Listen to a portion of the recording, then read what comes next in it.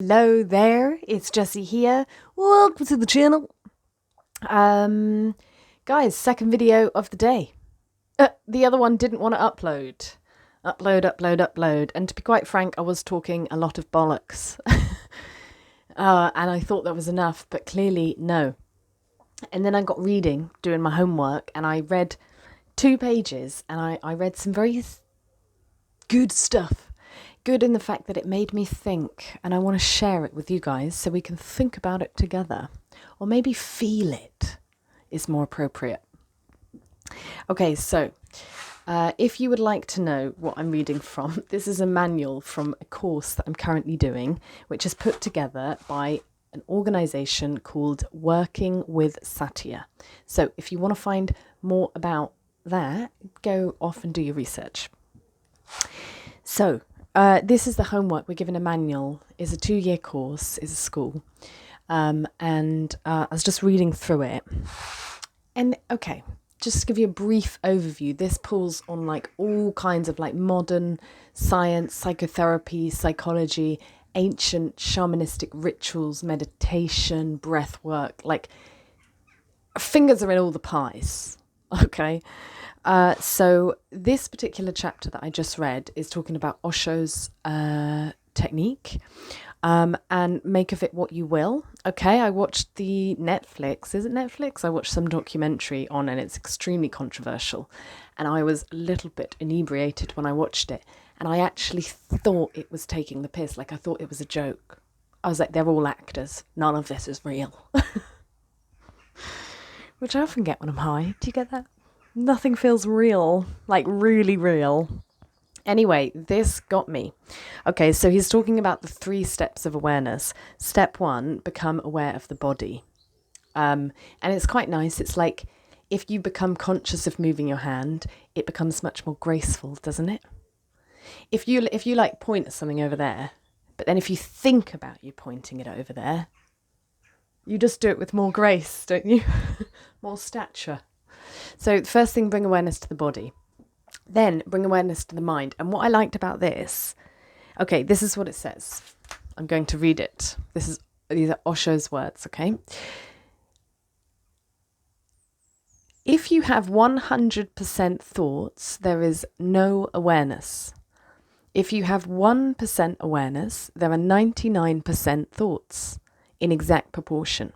When you have 99% awareness, there is only 1% thought, because it is the same energy. And I thought about it. And I thought about it in the sense that I became aware. And he's right. Like when I become aware, thought stops.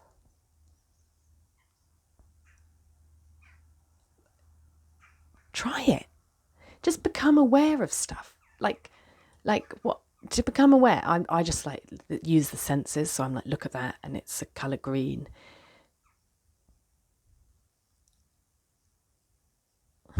I sometimes stop breathing, which probably isn't very good for me. I'm not doing it right. It's unbelievable. It's like a switch, man.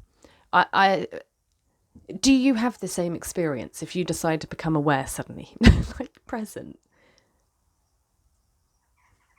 Thoughts stop. It's unbelievable. Fucking hell. Anyway, he says here it's the same energy. I've always considered it. Like my observations have been when I've sat in meditation or whatever, which I haven't done a lot, by the way. I'm more of a mover meditator.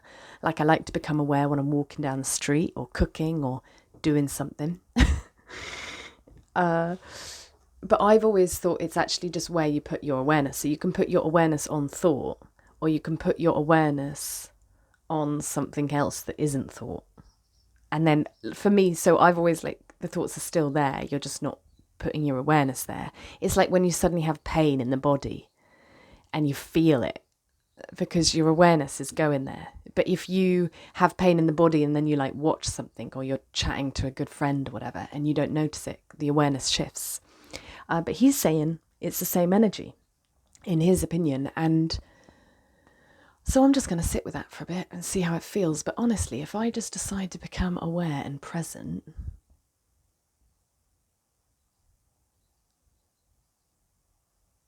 the thought goes. So anyway, I wanted to share that because I think that's a bit of a golden nugget.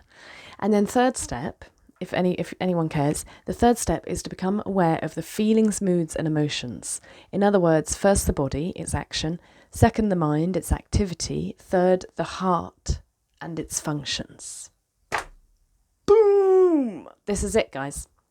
So we've got the gracefulness, we've got the silence of the mind because we're aware, and then what happens next? Move the awareness into the heart. This is what I've been learning and like practicing for the last few years of my life, like the last 4 years, I'd say, is like constantly coming back to the heart. Now, don't be fooled. Living with an open heart is not easy in this cruel, cruel world that we live in. It's opened me up to a lot of the love that's here, a lot of the love, particularly with animals and in nature. Humans, it's a bit hit and miss, let's be real. So it's not easy, but yeah, man, moving that awareness into the heart. When you move to the heart and bring your awareness there, a new surprise awaits. All that is good grows and all that is bad starts disappearing. Now, I'm not telling you this is what happens. I'm saying, why don't we find out? Why don't we give it a go? Okay, into the body, we become a bit more graceful. Into the present, mind stops chattering. Into the heart, all that's good grows. Yes, please. Not that I am in resistance to bad or negativity, because I don't know. I don't even want to go down that avenue right now. Let's just keep it simple. 3 steps, guys. So, challenge today. This is a challenge for me, so feel free to do it with me if you want. Let's practice these 3 steps today, and let's see, and we'll come back together tomorrow and we'll see what fruits it bears. Graceful body, presence, no mind, so we're putting our awareness into presence, not into thought, and then into the heart. And let's see. So, yeah, I'm excited. Yeah, let's see. Let's just give it a go. Shall we just give it a go? Oh, yeah, because then I kept reading. And another question I have, I just want to pose this to you guys, because I keep reading and it says, being present involves being non-reactive to whatever is happening right now. I disagree with this personally. My current state of consciousness, where I am, I disagree with that. I don't think being present involves being non-reactive. I don't like this non-reactivity thing, like, I do not react. Bollocks.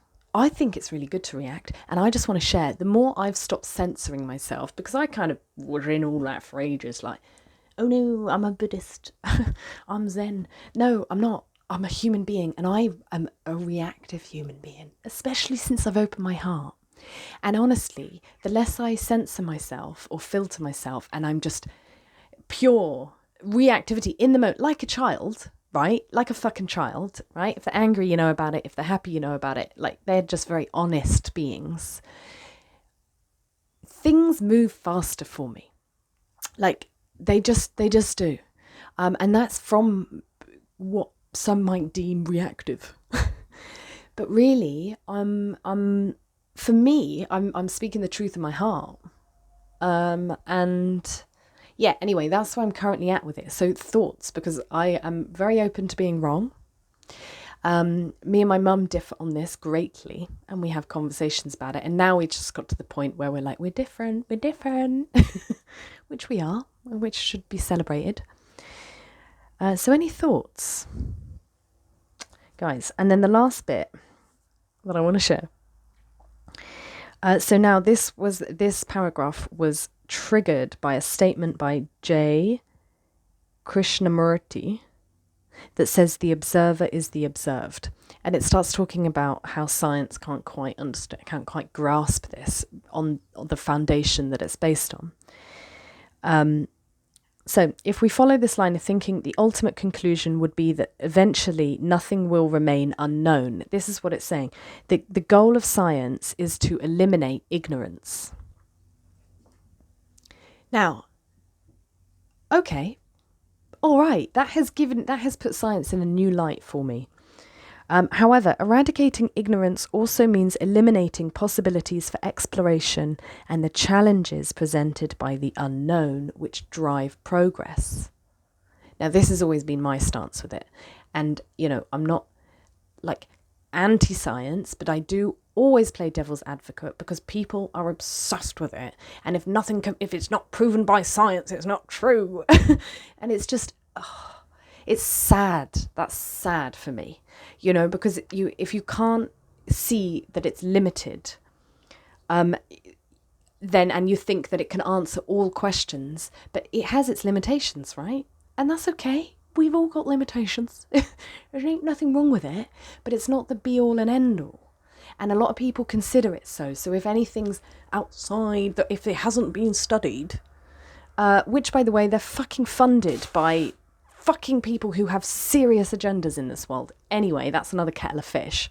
But there are true scientists out there. I have dear friends that are true scientists, and they just, in a way, it is that. They want answers. They want to end ignorance. And this is a bit like AI, isn't it? What the big AI things is it's like we'll have the answer to everything. All human minds combined into one. And it's got an intelligence of its own. So people are excited about it, and some people are terrified about it.